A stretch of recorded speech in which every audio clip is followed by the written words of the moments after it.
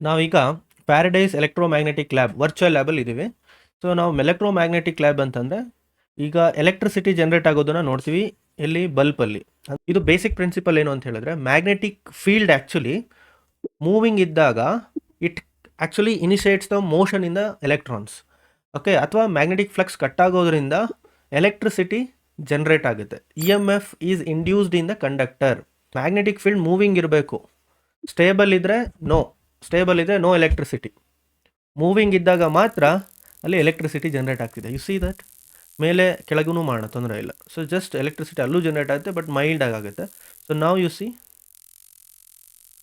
ಈಗ ಸೆಕೆಂಡ್ ಕೇಸಲ್ಲಿ moving conductor in the magnetic field, magnet stable ಇರ್ತದೆ, ಬಟ್ ಕಾಯಿಲ್ ಮೂವ್ ಮಾಡಿದಾಗಲೂ ನಮಗೆ ಎಲೆಕ್ಟ್ರಿಸಿಟಿ ಜನರೇಟ್ ಆಗುತ್ತೆ.